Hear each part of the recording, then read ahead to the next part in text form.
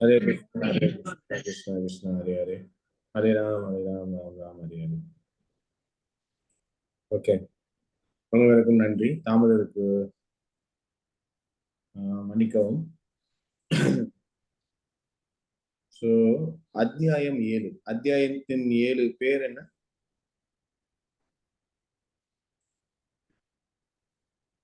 அத்தியாயம் 7 பேர் என்ன? பூரணத்தின் ஞானம் பிரபு. பூரணத்தின் ஞானம். ஓகே, எத்தனாவது வசனம் பார்க்கணும்?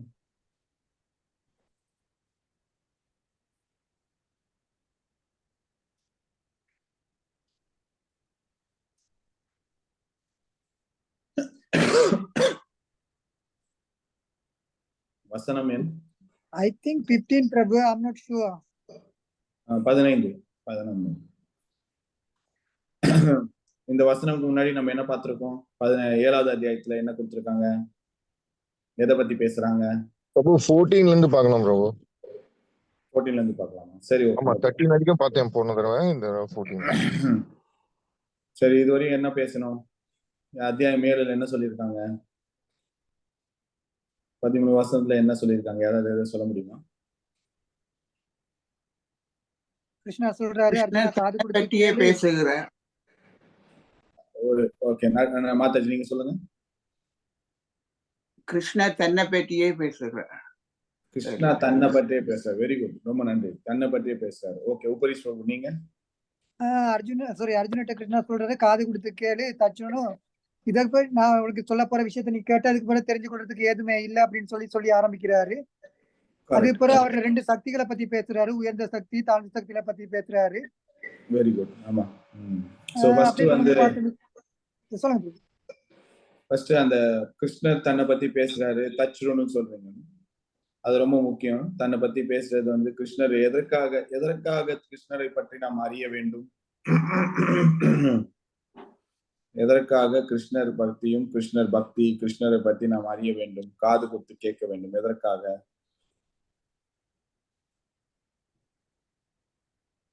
அவர் மீது ஒரு ஈர்ப்பை ஏற்படுத்துவதற்கு.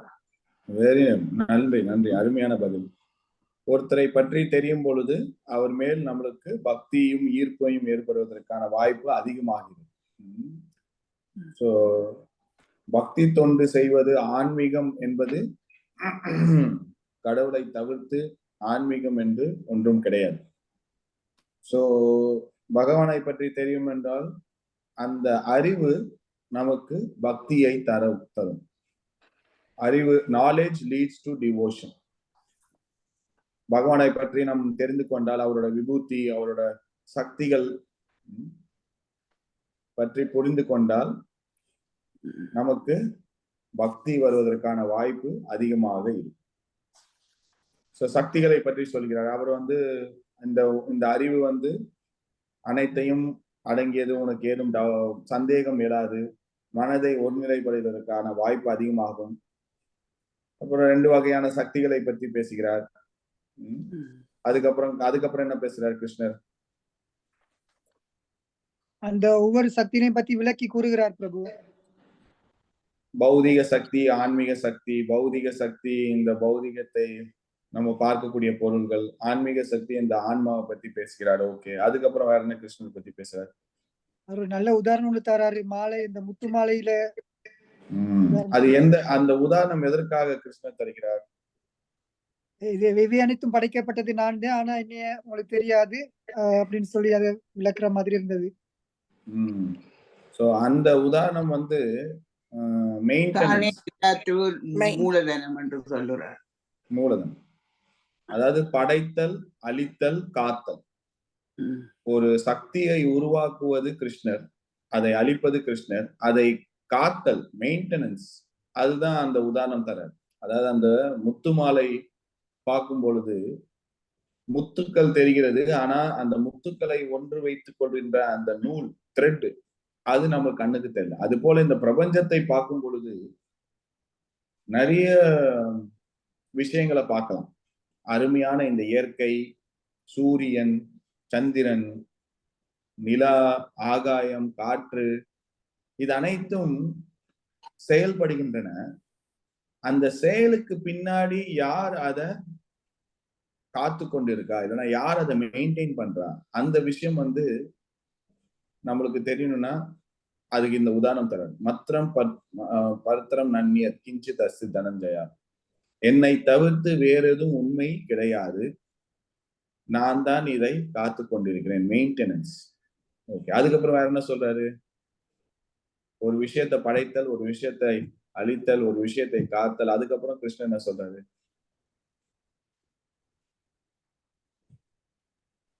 அது பிறகு மூவகை குணங்களை பத்தி பேசுறாரு பிரபு. தான் தான் முக்குண காரண கர்த்தான்னு சொல்றாரு பிரபு. காரணகர்த்தா. ஒரு விஷயத்தை நம்ம பார்க்கும் பொழுது அதை படைத்தது கிருஷ்ணர், அதை காத்தது. அது மட்டுமல்லாமல் பிரத்யேகமான அந்த விஷயத்துக்குட்பட்ட ஒரு குணம், அதுவும் கிருஷ்ணரே. இப்ப தண்ணி எடுத்துக்கிறோம், நம்ம எல்லா தண்ணியெல்லாம் குடிக்க முடியாது. கடல்ல போறோம், கடல் தண்ணி குடிக்க முடியாது, உப்பு அதிகம். சாக்கடை தண்ணி இருக்கு, அது குடிக்க முடியாது, அது அழுக்கு அதிகம். சுவையான தண்ணீர், அந்த சுவை அது எங்கிருந்து வருது? அந்த எசன்ஸ். ஒரு விஷயத்தை தனிப்பட்ட முறையில் தனிப்பட்டு அதை பார்க்கும் வகையில் அந்த விஷயத்துக்குரியான பிரத்யேகமான அந்த குணம், அதுவும் கிருஷ்ணன் சொல்லும். நம் சூரியனில் பார்க்கக்கூடிய அந்த ஒளி, வெப்பம், ஒரு மனிதனின் செய்யக்கூடிய எபிலிட்டி, அதாவது திறமை, சக்தி, பலவந்தம், தபஸ்யவம். சோ எல்லாம் பார்க்கக்கூடிய அந்த மெயின்டெனன்ஸ், அந்த காத்தல் மட்டும் இல்ல, அந்த எசன்ஸும் கிருஷ்ணர் அப்படின்றது. சோ நம்ம வந்து கிருஷ்ணரை நேரடியாக நம் விக்கிரகம் மூலமாக பார்க்கிறோம். அதே போல் நம் வாழ்க்கை முறையில் தினம் தினம் நம் செய்யக்கூடிய செயல்களில் மறைமுகமாக கிருஷ்ணரை அவரது சக்தி மூலமாக பார்க்கிறோம். நம்ம தண்ணி டெய்லியும் உபயோகிக்கிறோம், நெருப்பை உபயோகிக்கிறோம், காற்று சுவாசிக்கிறோம், சூரியனை பார்க்கிறோம், நிலாவை பார்க்கிறோம். சோ இதெல்லாம் பார்க்கும் பொழுது நம்மளுக்கு வந்து மறைமுகமாக கிருஷ்ணரோட கைகள் அந்த இடத்தில் இருக்கிறது, அவரோட கைகள் இருக்கிறது எல்லா இடத்திலும். சோ அது பார்க்கணும். சோ அதே மாதிரி முக்குணங்கள் அனைத்தும். சோ ஒரு விஷயத்தை படைக்கிறது இந்த உடல், இந்த உடல்ல இருக்க ஆத்மா, நான் செய்யக்கூடிய செயல் அனைத்தும் வந்து கிருஷ்ணரே கொடுக்கும் பொழுது, சோ கிருஷ்ணரிடம் சரணடைவது ஏன் கடினமாக இருக்கிறது? இப்ப நம்ம வீட்டுல வந்து ஒரு எஜமானன் நம்மளுக்கு சாப்பாடும் தராரு, தங்கறதுக்கு இடமும் தராரு, போடுற உடுப்பு தராரு, இருக்க இடம் தராரு, எல்லாமே தராங்க. அப்ப வந்து அந்த வீட்டில் வேலை செய்யும் வேலைக்காரனுக்கு வந்து எஜமான் சொல்றத வந்து கேட்கறது ரொம்ப வசதியாயிடும். எல்லாமே தராங்க, அப்ப அவங்க சொல்றத கேட்டு போயிடலாமே அப்படின்னு தான் நான் யோசிப்பேன். இல்லையா? நம்ம ஒரு கம்பெனிக்கு போறோம், ஏன் நம்ம கம்பெனி சொல்றத கேட்கிறோம்? ஏன்னா நம்ம அந்த கம்பெனி கிட்ட இருந்து சம்பளம் வாங்குறோம், இல்லையா? அந்த ஒரு நிர்வாகம் சொல்றதை நாம் கேட்டு சொல்கிறோம். ஏன்னா வந்து அந்த நிர்வாகத்திடம் இருந்து நம் வெகுமானம், நம்மளுக்கு கொஞ்சம் சம்பளம் வருகிறது, அதனால அவங்க சொல்றதை நம்ம கேட்கிறோம். சோ இந்த படைப்பில் கிருஷ்ணரை தவிர்த்து வேற எதுவும் உண்டா? இல்ல. நம்ம சுவாசிக்கிற காத்துல இருந்து, சாப்பிடுற தண்ணில இருந்து, சாப்பிடுற உணவுல இருந்து, பழம், ஒரு செடி, ஒரு கொடி, ஒரு பூ, எது எடுத்தாலும் பரவாயில்ல, இதெல்லாம் நம்மளால உருவாக்க முடியாது. சோ அப்புறம் ஏன் நம்ம வந்து கடவுளிடம் சரணடைவது ரொம்ப கடினமாக இருக்கிறது? அதுக்கான விடை என்ன? கிருஷ்ணர் என்ன சொல்றாரு? ஏன் மக்கள் நான் தான் படைத்தேன், நான் தான் காத்தேன், நான் தான் தண்ணி தரேன், தண்ணியில இருக்க சுவை நான் தான், எந்த சக்திகள் தாழ்ந்த சக்தியை அடக்கியாலும் we want to enjoy. நம்ம வந்து லார்டிங் ஓவர் மெட்டீரியல் நேச்சர். ஸோ அதை நம்ம வந்து பண்ணும் பொழுது நம்ம வந்து அந்த தாழ்ந்த குணத்தின் சாயல், முக்குணங்களின் சாயல் நம்ம மேல அதாவது வந்து கரப்படுது. இந்த ஆத்மா வந்து தூயமான ஒரு ஆத்மா. அது இந்த மாதிரி பௌதிகத்தை ஆழ்ந்து அதாவது வந்து அடக்கி ஆளணும்னு விருப்பம் படும் பொழுது அந்த பௌதிக குணங்கள் ஒட்டி கொண்டிருக்கும். அது இல்லாம முக்குணங்கள் மாய வலை, கண்ணை மறைக்கிறது. என்னதான் தெரிஞ்சாலும் அந்த மாயையினால வந்து நம்ம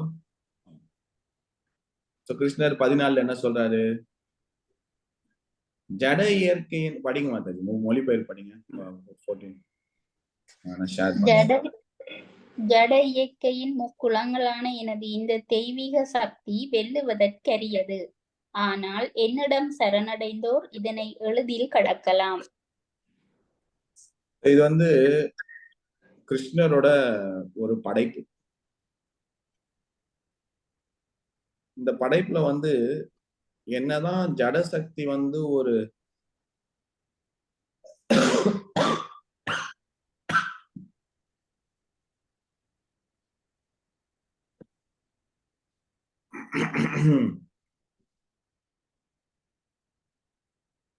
ஒரு நிமிஷம் ஸ்கிரீன் ஷேர் பண்றேன்.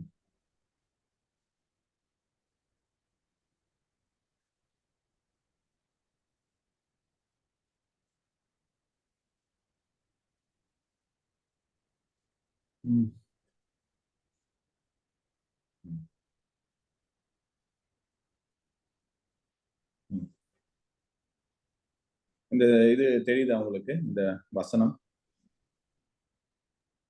எஸ் பிரபு. இன்னொரு வாட்டி படிங்க மாதாஜி. ஜட இயற்கையின் முக்குணங்களான எனது இந்த தெய்வீக சக்தி வெல்லுவதற்கரியது. ஆனால் என்னிடம் சரணடைந்தோர் இதனை எளிதில் கடக்கலாம். தனிப்பட்ட ஒரு முறையில் ஜீவாத்மா ஒரு தெய்வீக ஒரு உயர்ந்த சக்தி. ஏனெனில் இந்த பௌதீக சக்தியை வெல்ல முடியாது. கிருஷ்ணரிடம் சரணடைந்தோர் மட்டுமே இதனை எளிதில் கடக்கலாம். சம்சார சக்கரம், இந்த சம்சாரத்தை ஈஸியாக நீந்த முடியாது. இந்த பௌதீக உலகத்தை ஒரு பெரிய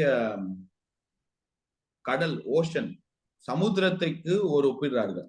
இந்த பௌதிக உலகத்தை ஒரு பெரிய சமுத்திரத்துக்கு ஒப்பிடுறார்கள். என்னதான் ஒரு சிறந்த நீச்சல் தெரிந்த ஒரு மனிதனா இருந்தாலும் கூட சமுத்திரத்தை கடக்க முடியாது. ஒரு சிறந்த நீச்சல் தெரிந்த ஒரு மனிதன் ஒலிம்பிக்ஸ்ல எல்லாம் வின் பண்ணியிருக்காரு. என்னதான் பெரிய ஒரு நீச்சல் தெரிந்த ஒரு மனிதனாக இருந்தாலும் கூட இந்த பௌதீகம் என்ற சமுத்திரத்தை தனியால் கடக்க முடியாது. எப்படி கடக்க முடியும்? ஒரு படகு தேவை. அதே அந்த மனிதனிடம் ஒரு படகு இருந்தால் கடந்து விடலாம். அதே போல் முக்குணத்தை தனியாக வெல்ல முடியாது ஜீவானால். சரணடையும் அந்த படகு தேவை. சரணடைய வேண்டும், கிருஷ்ணரிடம் சரணடைய வேண்டும். சரணடைந்தால் இந்த சம்சார ஒரு சமுத்திரத்தை எளிதில் கடக்கலாம்.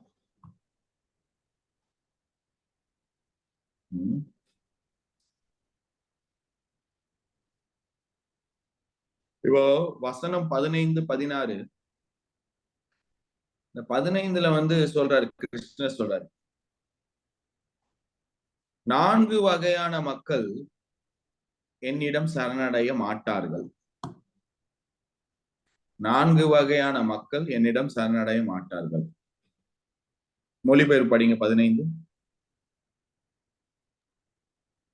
சற்றும் அறிவற்ற மூடர்களும் மனிதரில் கடைநிலையோரும் மாயையால் அறிவு கவரப்பட்டவர்களும் அசுரனின் நாத்திக தன்மையை ஏற்றவர்களுமான துஷ்டர்கள் என்னிடம் சரணடைவதில்லை.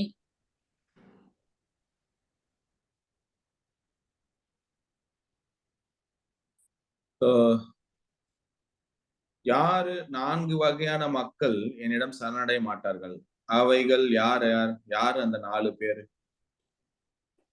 சொல்லுங்க. முட்டாள்கள், ஃபர்ஸ்ட் யாரு? மூடர்கள், முட்டாள்கள். முட்டாள்கள், மூடர்கள்.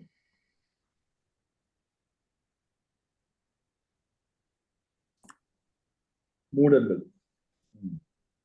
துஷ்டர்கள். துஷ்டர்கள். அனைவரும் துஷ்டர்கள். இந்த 4 பேர்களும் வந்து துஷ்கிருத்தனாஸ். அவங்க அதாவது வந்து ஒரு விஷயம் நம்ம புரிஞ்சுக்கணும். ஒரு மனிதனுக்கு கஷ்டமோ ஆக்சுவலா இப்படி யோசிக்கலாம். குந்தி மகாராணி வந்து பாகவத்துல சொல்றாங்க, ஜென்ம ஐஸ்வர்ய சுத ஸ்ரீபி ஏதமான மத புமான் அப்படின்னு. ஜென்ம ஐஸ்வர்ய சுத ஸ்ரீபி 4 விஷயம் சொல்றாங்க. ஜென்மம்னா பிறப்பு. ஒரு செல்வந்தர், ஒரு பெரிய உயர்ந்த குடும்பத்தில் பிறக்கும் பிள்ளைகள் எல்லாம் மனிதர்கள். ஐஸ்வர்யம்னா நிறைய பணம், காசு. இது 2வது. ஸ்ருதி. ஸ்ருதனா வந்து படிப்பு. பௌதீக நிலையில் வேந்தர்கள், மிக பெரிய படிப்பு, அறிவு உடைய மனிதர்கள். ஸ்ரீபினா ரொம்ப அழகு. ரொம்ப அழகு. இந்த 4 வகையான மக்களுக்கு வந்து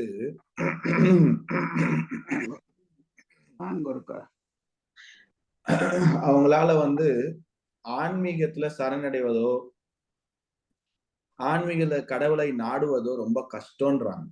ஏன் அப்படின்னா, பொதுவாக ஒரு நல்ல செல்வாக்கு, நல்ல குடும்பம், நல்ல பேர், புகழ் மற்றும் காசு, அவங்களுக்கு வந்து ஒரு ஆன்மீகம் வந்து தேவையில்லைன்னு யோசனை வரும். ஏன்னா அவங்க கிட்ட காசு இருக்கு, புகழ் இருக்கு, பேர் இருக்கு. அவங்களால வந்து உண்மையா சரணடைவது ரொம்ப கஷ்டம் அப்படின்றாங்க. இப்ப நம்ம அதையும் இங்க பாக்குறோம். மூடர்கள். ஏன்னா அவங்க வந்து மாயையினால் கவரப்பட்டுள்ளனர். ஒரு பொய்யான ஒரு போர்வையை அவங்களுக்கு கண்கள் மூடப்பட்டுள்ளது, தெரிய மாட்டேது. சரி, அப்படியே வந்து ஒரு கடவுள் கிட்ட போகணும் அப்படின்ற எண்ணம் எப்படி வரும்? எண்ணம் எப்படி வரும்னா, பூர்ண ஜென்மத்துல இருக்கக்கூடிய புனஸ்கார பலன்களும் புண்ணியங்களும் தான். இங்க வந்து துஷ்கிருதி அப்படின்றோம். கிருத்தினா வந்து சம் கிரெடிட், அதாவது வந்து நம்மளுக்கு ஒரு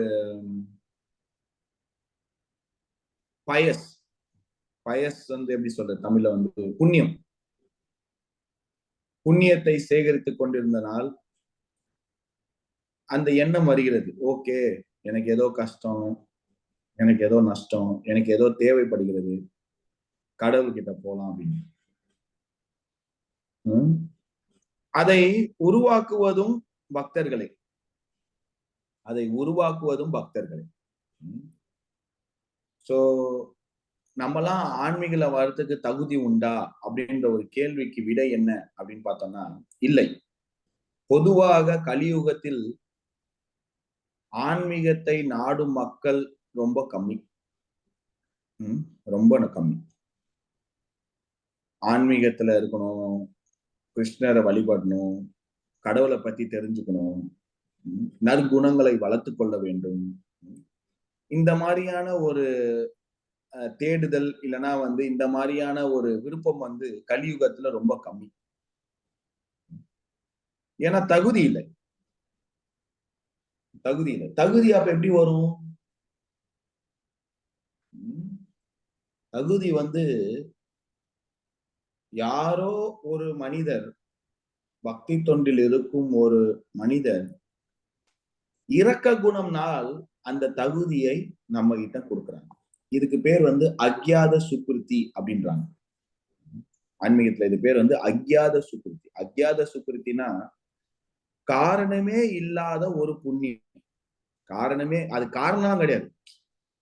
இப்ப நம்ம வழி போக்குல போறோம், ஒரு பக்தர் கூப்பிட்டு நம்ம கிட்ட பிரசாதம் கொடுக்குறாரு, இந்தாங்க சாப்பிட்டுக்கோங்க. அது ஏன் கொடுத்தாரு, எது கொடுத்தாருன்னா அதுக்கெல்லாம் காரணம் தேட முடியாது. அந்த பிரசாதத்தை நம்ம வாங்கி சாப்பிட்டனால நம்ம தெரியாமலே நம்ம ஒரு புண்ணியம் பண்ணியிருக்கோம். இது வந்து ஆன்மீக புண்ணியம், பௌதிக புண்ணியம் கிடையாது, ஆன்மீக புண்ணியம்.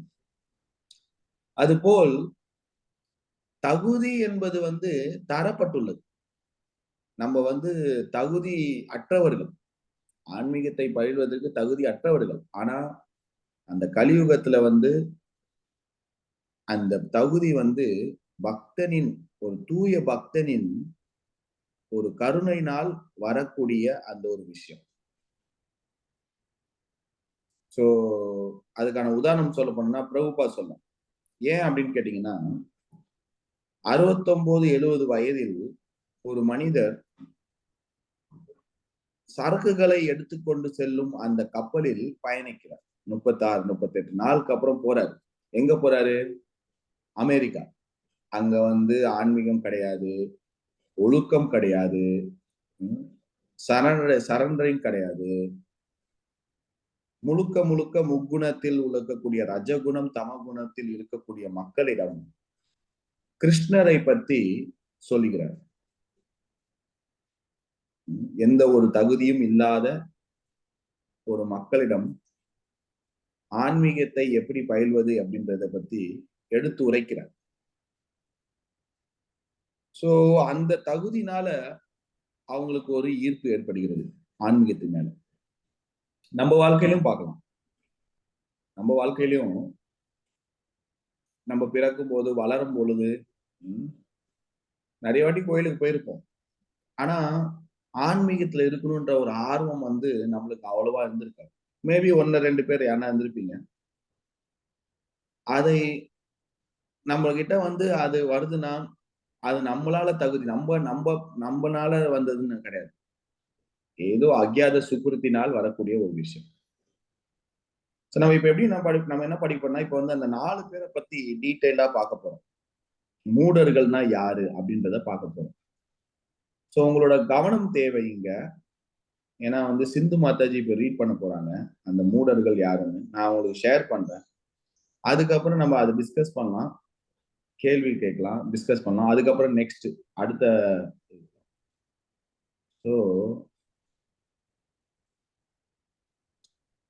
மூடர்கள். நம்ம போறதுக்கு முன்னாடி ஏதாவது கேள்வி ஏதாவது இருக்கா?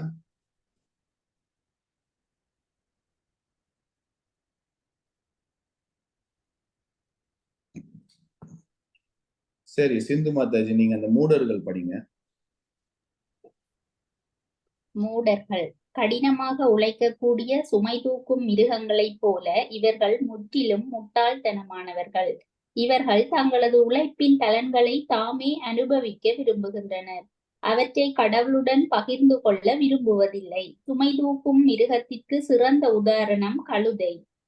பணிவான அம்மிருகத்தினை அதன் எஜமானன் நன்றாக வேலை வாங்குகின்றான். யாருக்காக இரவு பகலாக உழைக்கின்றேன் என்பது கூட அந்த கழுதைக்கு தெரியாது. ஒரு கத்தை புல்லால் தனது வயிற்றை நிரப்புவதிலும், எஜமானன் அடித்து விடுவானோ என்ற பயத்துடன் சற்றே உறங்குவதிலும், பலமுறை உதைப்பட்டு அபாயத்திற்கு மத்தியிலும் தனது காமப்பசியை பெண் கழுதையுடன் இணைந்து தீர்த்து கொள்வதிலும் கழுதை திருப்தியுற்று வாழ்கிறது. சில சமயங்களில் பாடவும் தத்துவம் பேசவும் செய்கிறது. ஆனால் அத்தகைய கனைப்பு பிறருக்கு தொல்லையாகத்தான் உள்ளது. யாருக்காக உழைக்க வேண்டும் என்பதை அறியாமல் பலனை நோக்கி செயல்படும் முட்டாளின் நிலை இதுவே. கர்மா, செயல் என்பது யாகத்திற்காகவே என்பதை அவன் அறிவதில்லை. ஓகே, இந்த முட்டாள்கள்னா யாரு? யாரு மூடர்கள்?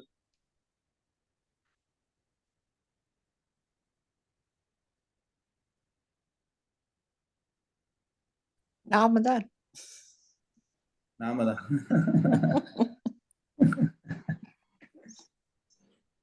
ஒரு யதார்த்தமான உண்மையான விடை.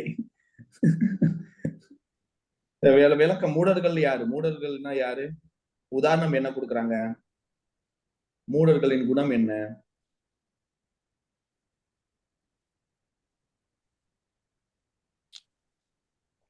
இதுக்கு ஒரு கழுதையின் உதாரணம் பிரபு தாராங்க. அது நாங்க உழைச்சல வர முழு வருமானத்தையும் நாங்களே அனுபவிக்கணும்னு சொல்லி நினைக்கிறது ஒரு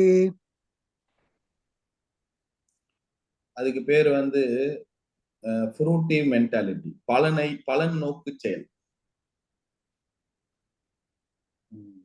கழுதை எப்படி வேலை செய்யும்? நன்றாக வேலை செய்யும், இரவும் பகலுமாக வேலை செய்யும். எதற்காக கழுதை அப்படி வேலை செய்கிறது? ஒரு கட்டு புல்லுக்கு. புல்லுக்கு. அந்த புல்லு வந்து எல்லா இடத்துலயும் கிடைக்கும். ஆனா அந்த கழுதைக்கு என்ன நினைக்குதுன்னா, நான் இப்படி வேலை செய்யறதுனால தான் எஜமா புல்லு தரான் அப்படின்னு நினைக்குது. ஆனா அந்த புல்லு எல்லா இடத்துலயும் இருக்கு இல்லையா? எங்க வேலை செய்யலைன்னா அடிப்பாங்களோ, எங்க வேலை செய்யலைன்னா புல்லு கிடைக்காம போயிடுமோ அப்படின்னு அந்த கழுதை நடக்குது.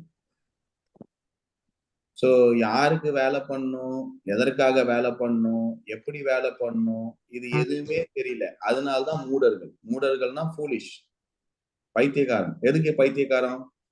பைத்தியக்காரனா யாருக்கு வேலை செய்யணும், எதற்காக வேலை செய்யணும், எப்படி வேலை செய்யணும், இந்த மாதிரியான விஷயம்லாம் தெரியாது. ஆனா அது வேலை செய்யற நம்ம போயிட்டு மக்கள் கிட்ட கேட்போம், ஏன்பா இப்படி வேலை செய்யற? எதுக்காக நீ இப்படி கஷ்டப்படணும்? எதற்காக நீ வந்து இரவும் பகலும் வேலை செய்யணும்? எது எல்லா பொருளும், எல்லா விஷயங்களும் இங்க தற்காலிகமே. நம் உடலும் தற்காலிகமே. நம் உடலில் இருக்கக்கூடிய பந்தமும் தற்காலிகமே. நம் உடலை வைத்து செய்கின்ற செயலும் தற்காலிகமே. அந்த செயல்னால் வருகின்ற பலனும் தற்காலிகம்.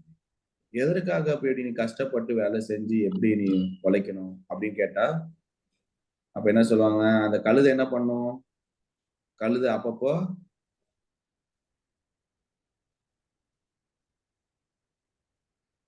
சும்மா சத்தம் கவிதை பாடும்.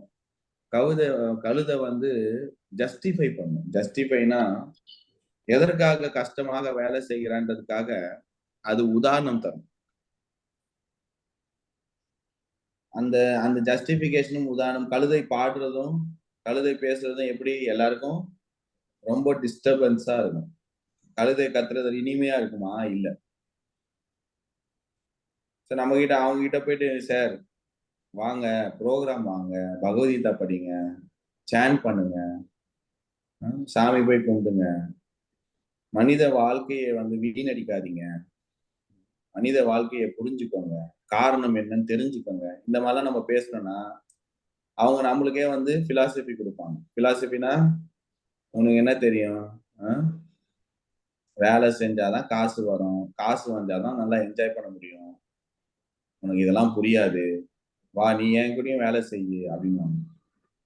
நிறைய வாட்டி நாங்கெல்லாம் புத்தகம் எடுத்துட்டு போவோம், பகவத்கீதா விநியோகம் பண்றதுக்காண்டி போவோம் சிட்டிக்கு.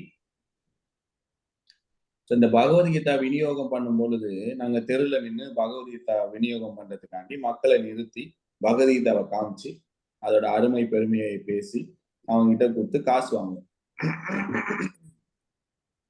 நிறைய பேர் என்ன நினைப்பாங்கன்னா, நாங்கெல்லாம் வேலை இல்லாம ஏதோ ரோட்ல திரிஞ்சிருக்காங்க.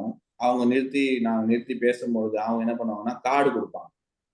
இந்த கார்டு, உனக்கு இந்த மாதிரி பண்றதுனால எவ்வளவு சம்பளம்னு எனக்கு தெரியல, ஆனா நீ என்கிட்ட வா, நான் உனக்கு அதிகமா தரேன் சம்பளம் அப்படின்னு. சோ அந்த மனிதர்களை நம்ம என்ன பேசுறது? அவனுக்கு பொறுத்தவரை என்ன, டைம்னா மணி சம்பாதிக்கணும், சம்பாதிச்சா என்ஜாய் பண்ணலாம். ஒரு குறுகிய மனப்பக்குவத்தில், மன நோக்கத்தில் வாழ்க்கையை நடத்தி செல்கிறார்கள். சோ அவங்க சொல்லுவாங்க, நீ என்ன வந்து பாரு, இதை முடிச்சோடனே, இந்த ஷிஃப்ட் முடிச்சோடனே நீ வந்து பாரு, நான் உனக்கு காசு தரேன். நம்ம அவங்க கிட்ட சொல்லுவோம், சார் இதெல்லாம் நான் காசு எல்லாம் பண்ணலன்னா அவனால நம்ப முடியாது. காசு எல்லாம் பண்றியா? இல்லையா? அதெல்லாம் எப்படி நீ? உனக்கு எவ்வளவு கமிஷன் வருது? இந்த புத்தகம் வித்தா எவ்வளவு காசு வரும்? அவங்களுக்கு புரியல. இத்தனைக்கும் அவங்க வந்து நம்ம இந்திய பாரத பூமியில் பிறந்த மனிதர்கள் தான் இப்படி பேசுவாங்க.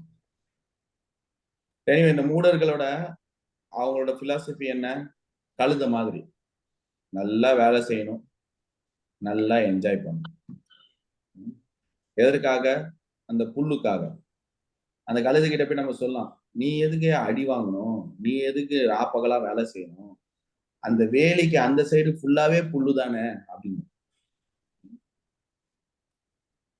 ஆனா கழுத மண்டைக்கு ஏறாது.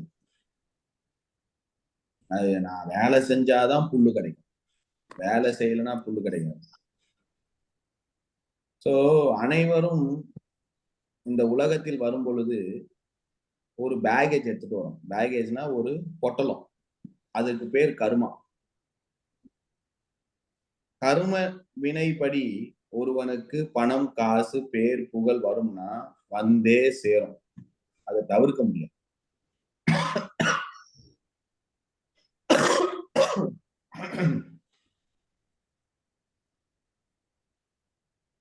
சோ இந்த கழுதை வந்து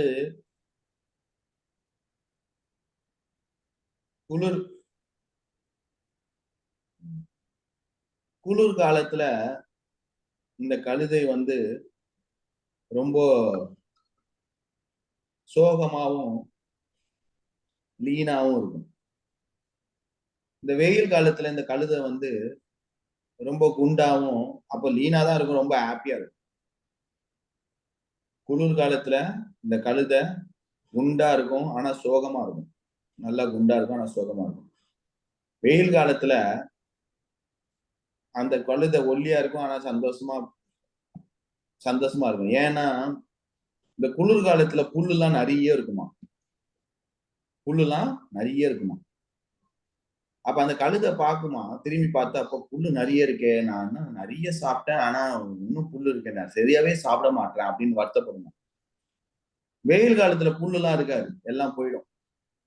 அப்ப அந்த கழுதை திரும்பி பார்க்கும்போது, பா எவ்வளவு புல்லு நான் சாப்பிட்டிருக்கேன் பாருப்பா அப்படின்னு நினைச்சு ரொம்ப சந்தோஷமா இருக்குமா. ஆனா வயித்துல ஒண்ணுமே இருக்காது. இந்த கழுதையோட பார்வை வந்து ரொம்ப குறுகிய பார்வை. அதே போல் அந்த வாழ்க்கையும் வந்து எப்படி பார்ப்பாங்கன்னா, இதுதான் வாழ்க்கை, இந்த ஒரே ஒரு சந்தர்ப்பத்தை நாம் பயன்படுத்திக்க வேண்டும், எப்படியாவது பணக்காரன் ஆயிடணும், எப்படியாவது நல்லா சம்பாதிக்கணும், ஏன் புலன்களை இன்பத்தில் ஆழ்த்த வேண்டும். அவங்களுக்கு தெரியாது இது வந்து இந்த உடல் வந்து நிரந்தரம் கிடையாது, அனைவரும் ஆத்மாக்கள், மறுபிறவி உண்டு, ஆத்மாவுக்கு அழிவு கிடையாது, இதெல்லாம் தெரியாது. சோ கழுதை வந்து மூடர்கள். ஓகேங்களா? கண்டினியூ பண்ணலாம். இன்னும் அந்த மூடர்கள் இன்னொரு ஒரு பேராகிராஃப், இன்னொரு பக்கம் இருக்கு, அதுக்கப்புறம் திருப்பி கேள்வி கேட்கலாம். படிங்க மாதாஜி. தானாக உண்டாக்கிய கடமைகளின் சுமையை தீர்க்க இரவு பகலாக கடினமாக பாடுபடும் சிலர் ஜீவாத்மாவின் நித்திய தன்மையை பற்றி கேட்பதற்கு தமக்கு நேரமில்லை என்று கூறுவதை நாம் அடிக்கடி கேட்கின்றோம். தங்களது உழைப்பின் பலனில் ஒரு சிறு பகுதியையே அனுபவிக்கும் இந்த மூடர்கள் அழியக்கூடிய பௌதீக இலாபங்களே வாழ்வின் குறிக்கோள் என்று உள்ளனர். சில சமயங்களில் இவர்கள் உடலை வருத்தி உறக்கமின்றி இரவு பகலாக உழைக்கின்றனர். குடற்புண், அஜீரணம் முதலிய பிரச்சனைகளை சந்தித்தாலும் ஏறக்குறைய உணவே இன்றி உழைப்பதில் திருப்தியுறுகின்றனர். பொய்யான எஜமானரின் நலனுக்காக இரவு பகலாக கடினமாக உழைப்பதில் ஆழ்ந்துள்ளனர். உண்மையான எஜமானரை அறியாத இந்த முட்டாள் உழைப்பாளிகள் பணப்பைத்தியம் பிடித்து அலைபவர்களுக்கு தொண்டு செய்வதில் தங்களது விலை மதிப்புமிக்க காலத்தை வீணடிக்கின்றனர். துரதிர்ஷ்டவசமாக எல்லா எஜமானர்களின் பரம எஜமானரிடம் இவர்கள் ஒருபோதும் சரணடைவதில்லை. முறையான நபர்களிடமிருந்து அவரை பற்றி கேட்கவும் விரும்புவதில்லை. மனித கழிவுகளை தின்று வாழும் பன்றி நெய்யாலும் சர்க்கரையாலும் செய்த இனிப்புகளை ஏற்பதில்லை. அதுபோல நிலையற்ற ஜட உலகின் புலனின்ப அலைகளை பற்றி சலிப்பின்றி கேட்கும் முட்டாள் உழைப்பாளி ஜட உலகினை இயக்கும் நித்தியமான சக்தியை பற்றி கேட்பதற்கு மிகவும் குறைந்த நேரமே உள்ளது என்பான். ஒரு அருமையான பதிவு இது. பிரபுபாத் வந்து பொறுப்பாட்டை வந்து நல்லா. இந்த மூடர்களின் குணம் என்ன? இப்ப பார்த்த குணம் என்ன? இந்த மூடர்கள் கிட்ட போயிட்டு, சார் உங்க செல்ஃப் ரியலைசேஷன், உங்க ஆத்மாவை பத்தி புரிதற்கான ஒரு வாய்ப்பு இருக்கு, வாங்க அப்படின்னா என்ன சொல்லுவாங்க? அவங்களோட பதில் என்ன? நேரம் இல்லை. நேரம் இல்லைன்னு. எதற்காக நேரம் இல்லை?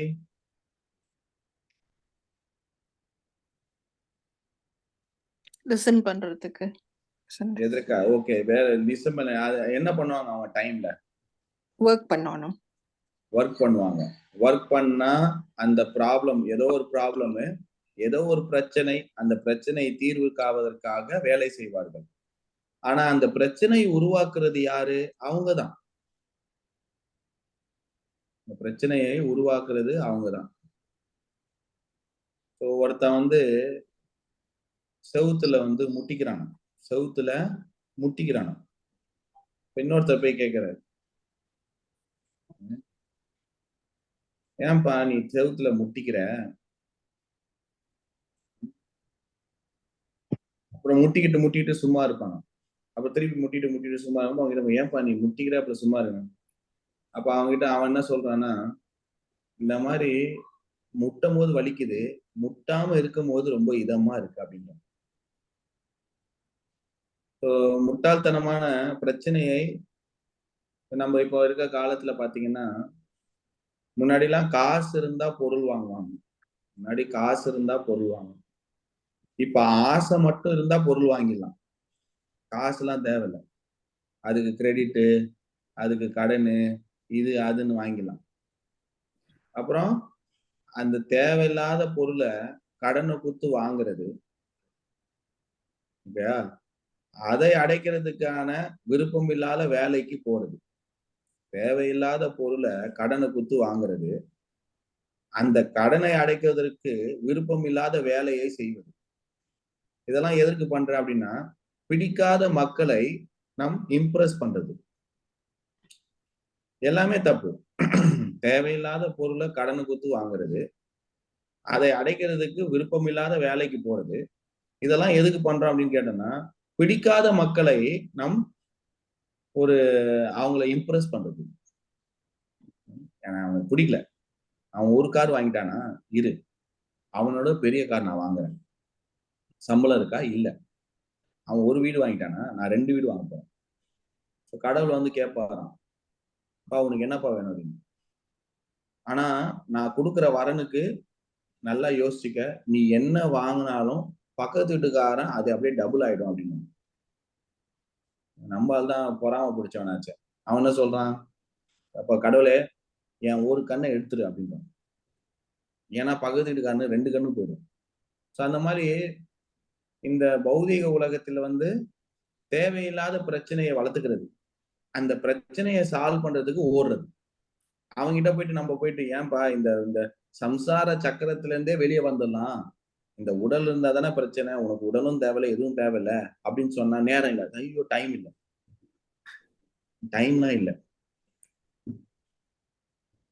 அதே அவங்கிட்ட போயிட்டு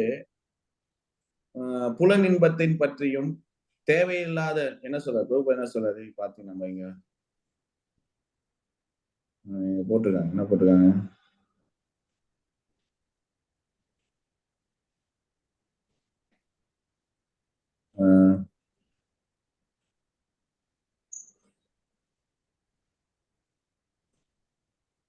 தங்களது உழைப்பின் பலனில் ஒரு சிறு பகுதியை அனுபவிக்கும் இந்த முட்டாள்கள் அழியக்கூடிய பௌதீக லாபங்களே வாழ்வின் குறிக்கோள் என்று உள்ளனர்.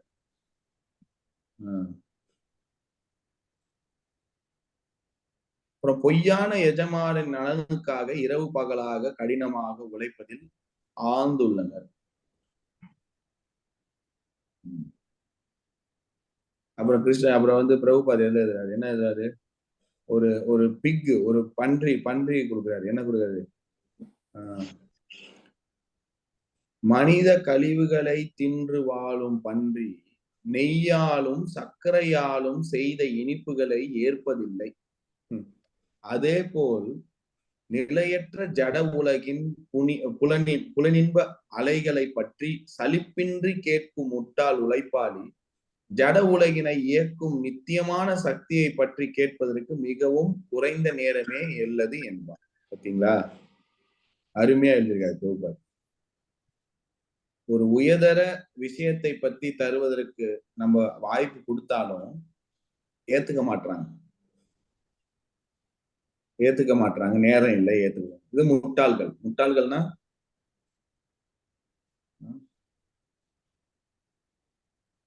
புரியுங்களா? எதை கேள்வி இருக்கா முட்டாள்கள் பத்தி? இப்ப அடுத்தது நாம போகிறோம். அடுத்தது யாரு? மனிதரில் கடைநிலையோ துஷ்டர்களின் நராதமாஸ்.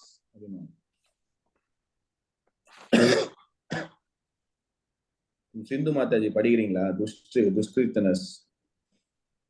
ஹரிகிருஷ்ண பிரபு, நான் படிக்கிறேன். சரி, படி. துஷ்டர்களின் மற்றொரு வகையினர் நராதம, மனிதர்களின் கடைநிலையோர் எனப்படுவோர். நர என்றால் மனிதன், அதம என்றால் கடைநிலையைச் சேர்ந்தவர். 84 லட்சம் உயிரின வகையில் 4 லட்சம் மனித இனத்தினர் உள்ளனர். இவற்றில் நாகரிகம் அடையாத கீழ்நிலை மனிதர்களும் அடங்குவர். சமூகம், மதம் மற்றும் அரசியலில் ஒழுக்கமான கொள்கைகளை உடையவர்கள் நாகரிகமானவர்களாக கருதப்படுகின்றனர். சமூகத்திலும் அரசியலிலும் முன்னேற்றம் பெற்று மத கோட்பாடுகள் இல்லாத மனிதர்கள் நராதமர்களாக கருதப்பட வேண்டும். மத கொள்கைகளை பின்பற்றுவதன் நோக்கம் பரம உண்மையையும் கடவுளையும் அவருடனான மனித உறவையும் அறிவது.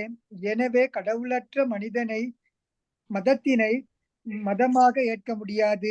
தன்னை விட உயர்ந்த அதிகாரி யாருமில்லை என்றும் தாமே பரம உண்மை என்றும் கீதையில் பகவான் தெளிவாக கூறுகிறார். சகல சக்திகளும் பொருந்திய பரம உண்மையான புருஷோத்தமராகிய முழுமுதற் கடவுள் ஸ்ரீ கிருஷ்ணனுடனான இழக்கப்பட்ட தனது நித்திய உறவை புத்துயிர் பெறச் செய்வதே நாகரீகமுடைய மனித வாழ்வின் பொருள். இந்த வாய்ப்பினை இழப்பவன் எவனாயினும் அவன் நராதம எனப்படுகின்றான். ஒரு குழந்தை தனது தாயின் கருப்பையினுள் மிகவும் சௌகரியமான சூழ்நிலையில் இருக்கும் போது அங்கிருந்து விடுவதற்காக கடவுளை பிரார்த்திப்பதாகவும் வெளிவந்தவுடன் அவரை மட்டும் வழிபடுவதாகவும் உறுதி கூறுவதாக நாம் சமஸ்கிருதங்களிலிருந்து அறிகின்றோம். ஒவ்வொரு உயிர்வாளியும் கடவுளுடன் நித்தியமான உறவு கொண்டிருப்பதால் கஷ்டம் வரும் காலத்தில் பகவானிடம் பிரார்த்தனை செய்து அனைவருக்கும் இயற்கையான செயலாகும். ஆனால் கருவிலிருந்து வெளியே வந்தவுடன் மாயையினால் பாதிக்கப்படும் குழந்தை தனது பிறப்பின் தொல்லைகளை மட்டுமின்றி தன்னை விடுவித்தவரையும் மறந்து விடுகின்றது. குழந்தைகளிடம்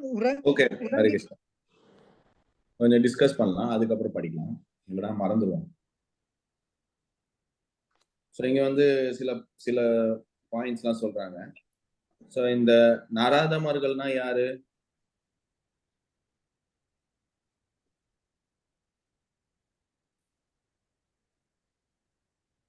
மனிதரின் கடைநிலையோர் பிரபு.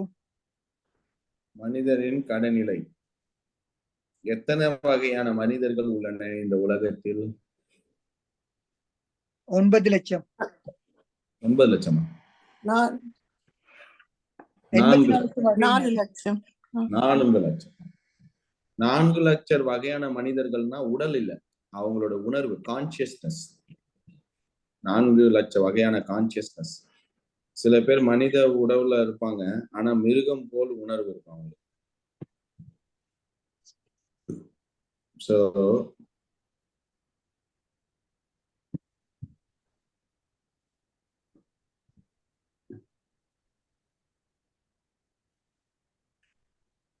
இதுல வந்து மனிதர்கள்ல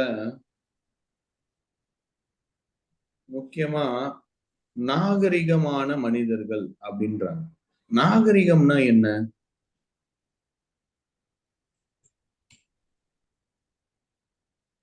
இதை விளக்கம் சொல்ல முடியுமா?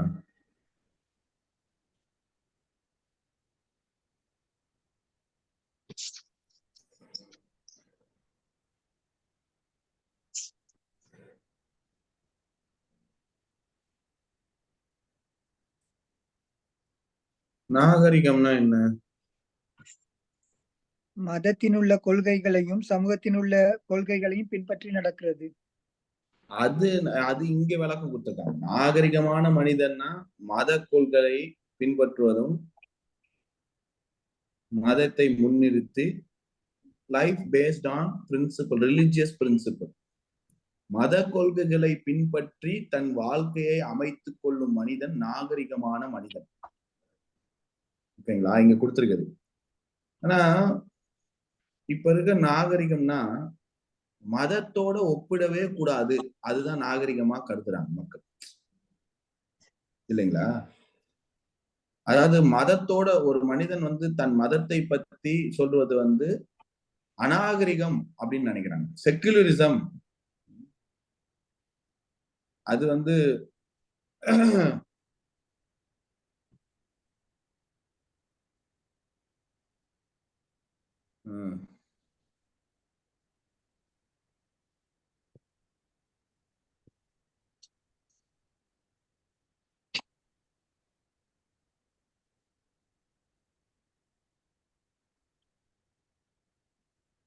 யாரும் வந்து அதாவது வந்து நாகரிகம்னா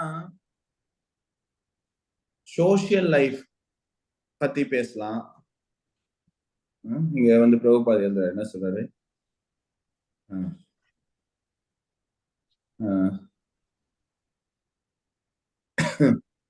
சமூகம், மதம் மற்றும் அரசியலில், சமூகம், மதம், அரசியல் மூன்று பிரிவா எடுக்கிறாங்க.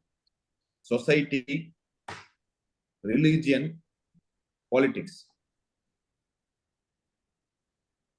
சமூக ரீதியாக ஒரு மனிதன் அந்த கோட்பாடுகளை பின்பற்றும் பொழுது அவன் வந்து நாகரிகம் அப்படின்னு சொல்றான்.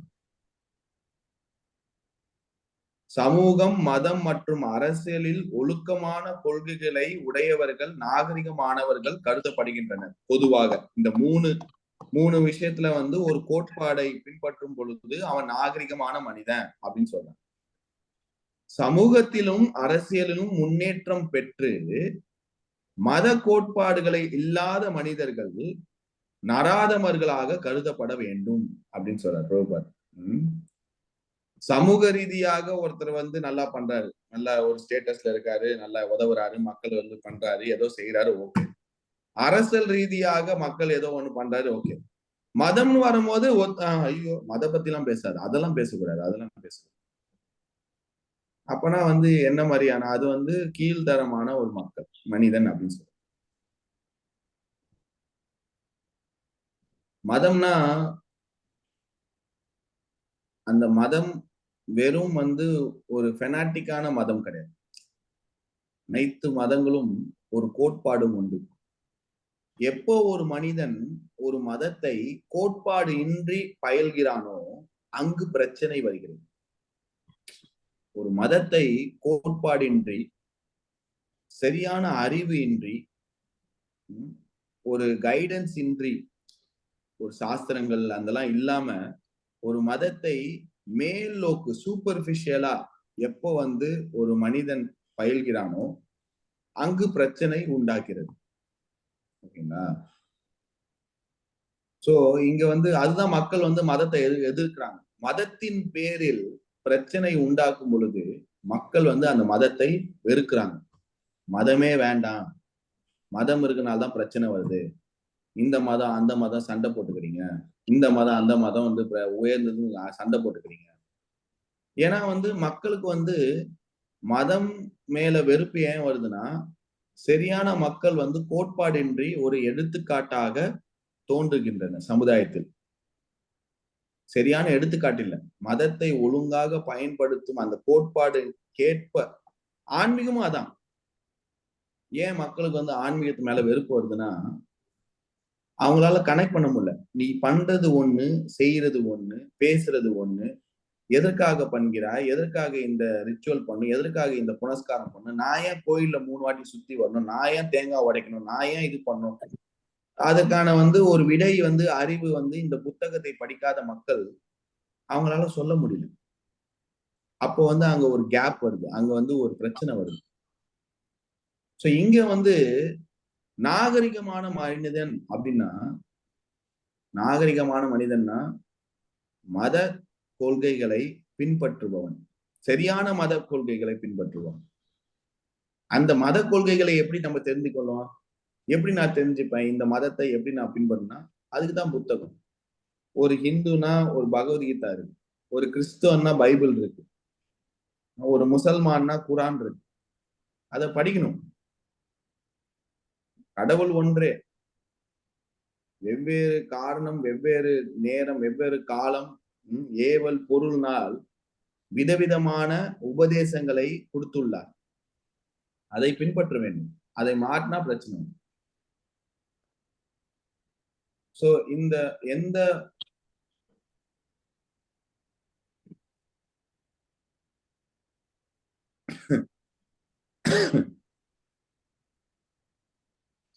என்ன விட்டுருக்கு?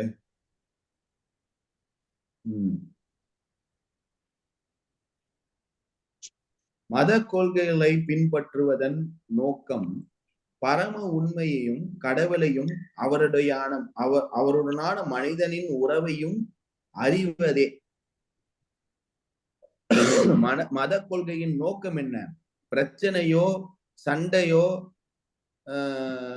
எது உயர்ந்தது எது தாழ்ந்தது அது கிடையாது கொள்கை. மத கொள்கைகளை பின்பற்றுவதன் நோக்கம் என்ன? யார் கடவுள், அந்த கடவுளுக்கும் எனக்கும் உள்ள உறவு என்ன, அதை அறிந்து கொள்ள வேண்டும். அதுதான் மத கொள்கையின் பின்பற்றுவதன் நோக்கம். எனவே கடவுளற்ற மதத்தினை மதமாக ஏற்க முடியாது.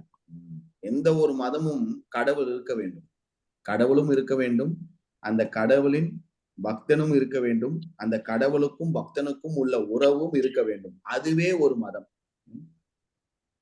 Religion is a subset of spirituality. அது நம்ம புரிஞ்சுக்கணும். சோ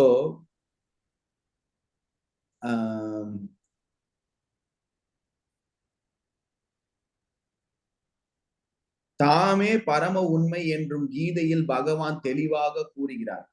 சகல சக்திகளும் பொருந்திய பரம உண்மையான புருஷோத்தரம் ஆகிய முதுமுல கடவுள் ஸ்ரீ கிருஷ்ணருடனான தனது நித்திய உறவை புத்தியூர் பெற செய்வதே நாகரிகமுடைய மனித வாழ்வின் பொருள். அருமையான ஒரு விளக்கம். நாகரிகமான மனிதன்னா மனித வாழ்வை சரியாக பயன்படுத்த தெரிந்தக்கூடிய ஒரு விஷயம். நான் யார், கடவுள் யார், எனக்கும் கடவுளுக்கும் உள்ள உறவு என்ன, அதை நான் எப்படி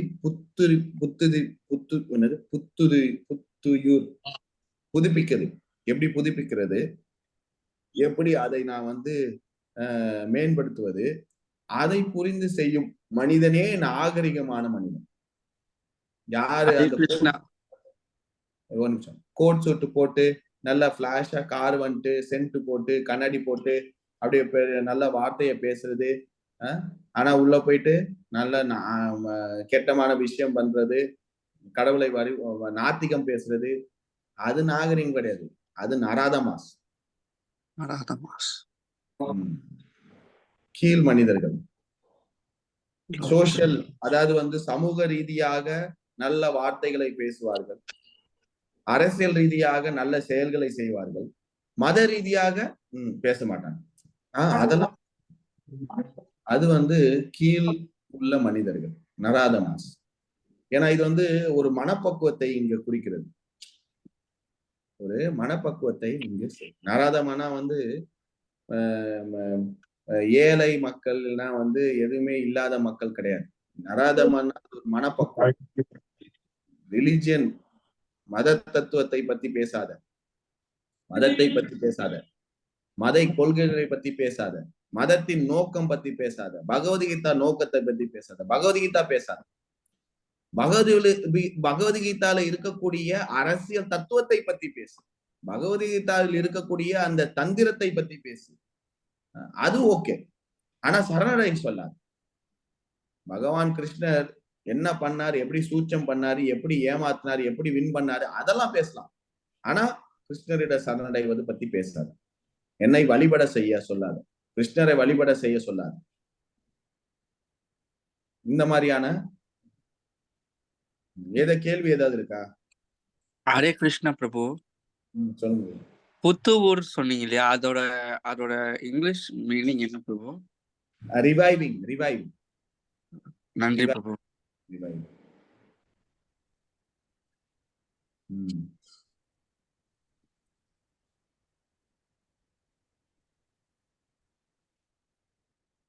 சோ நீங்க வந்து நீங்க எழுதணும் யாரெல்லாம் கிருஷ்ணர் ஆன்மீகத்துக்கு வரமாட்டாங்க. 2 பேர் பார்த்தோம், மூடர்கள் மற்றும் நராதமார்கள்.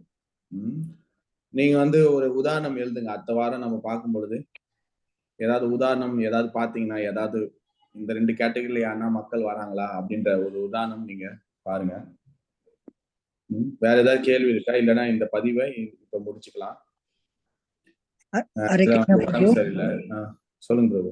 பிரபு, இதுல அடுத்த பகுதியில இப்ப ஒரு கிருஷ்ணா சொல்றாரு, ஒரு தாயின் கருவறையில இருக்கும்போது நான் கிருஷ்ணாவை பார்த்திருக்கேன், வெளியே வந்ததும் மாயால நான் மறந்துட்டேன். ஆனா இப்ப நாங்க அவரை பாக்குறதுக்கான இதையே நான் முயற்சி செய்யறோம், புதுப்பிக்கிறதுக்கான பகவத்கீதா அப்படி படிக்கிறோம். அப்படியே இருந்தும் எங்களால அவரை புரிஞ்சு கொள்றதுக்கான சரியான தகுதியோ இதுவோ எட்டுறது இல்லையே பிரபு. இந்த மெட்டீரியல நான் ஒரு 20-30 வருஷத்துக்கு முன்னாடி ஒருத்தரை பார்த்திருந்தா அவரை ஞாபகப்படுத்தும் போது எனக்கு அவரை பத்தி ஞாபகம் வரும். ஓ, நாங்களை அங்க பாத்துருங்க, நீங்க இப்படி இருந்தீங்க தானேன்னு சொல்லி. ஆனா இப்ப நாங்க சுத்தமா கடவுளை எங்களை மறந்துருக்கிறோம். ஆனா இப்ப நான் பாக்குறதுக்கு புதுப்பிக்கிறோம், நான் ட்ரை பண்றோம். இருந்தாலும் எங்களோட அறிவுக்கு அது எட்டாம இருக்கிறதுக்கு நாங்க அதை எப்படி பிரபு? இந்த உறவு என்பது இருவர் உள்ளதுதான் உறவு. நம்ம வந்து புதுப்பிக்கிறதுக்காக முயற்சி செய்கிறோம். ஆனா கிருஷ்ணர் மறக்க மாட்டார். கிருஷ்ணர் சொல்றார், அர்ஜுனா, இந்த உலகத்துக்கு உறக்க சொல், என் பக்தனுக்கு அழிவே கிடையாது அப்படின்னு. நம்ம மறந்தாலும் கிருஷ்ணர் மறக்க மாட்டார் பக்தரை. ஒரு ஒரு குழந்தை அப்பா கூட சண்டை போட்டு வீட்டை விட்டு வெளியே போலாம், ஆனா அப்பா மறக்க மாட்டார், காத்து கொண்டு இருப்பார், எப்படா அந்த குழந்தை வரும் வீட்டுக்கு. அது போல இந்த உறவு வந்து பக்தி வந்து கிருஷ்ணரும் வந்து நான் வச்சுப்பாரு, நம்மளும் நான் வச்சு காலங்காலமாக ஜென்ம ஜென்மமாக நம் பக்தியை கவரப்பட்டுள்ளது, இந்த இதயத்தை கவரப்பட்டுள்ளது. ஸோ நம்ம வந்து இப்போதான் நம்மளுக்கு வந்து வாய்ப்பு வந்திருக்கு. ஸோ நம்ம வந்து அதை கிளீன் பண்ணணும், சுத்தகரிக்க பண்ணணும். வேலை உண்டு, வேலை இருக்கு, நிறைய வேலை இருக்கு, பண்ணும். ஸோ அந்த சுத்தகரிக்கான வாய்ப்பு, நம்மளுக்கான அந்த வாய்ப்பு கொடுத்ததுக்கு அதுவே ஒரு பெரிய நன்றி. அந்த வாய்ப்பை நழுவ விடக்கூடாது. அந்த தகுதி இல்லைனாலும் பௌதிகத்துல வந்து தகுதி இருந்தாதான் வாய்ப்பு கிடைக்கும். ஆன்மீகத்துல வாய்ப்பை கொடுத்துட்டு தகுதியை நம்ம ஏற்படுத்திக்கொள்ளும். அதுதான் வித்தியாசம். நம்ம அந்த வாய்ப்பை வந்து நழுவ விடக்கூடாது. அதுக்கு நம்ம வந்து நல்லா சான் பண்ணணும், நல்லா ஹியர் பண்ணணும், தூய பக்தர்களின் சங்கத்தை வைத்துக் கொள்ள வேண்டும். அதுதான் நம்மளுக்கான ஒரு முயற்சி பண்ண வேண்டும். கிருஷ்ணர் ஹெல்ப் பண்ணுவார். தேங்க்யூ பிரபு. ஹரே கிருஷ்ணா.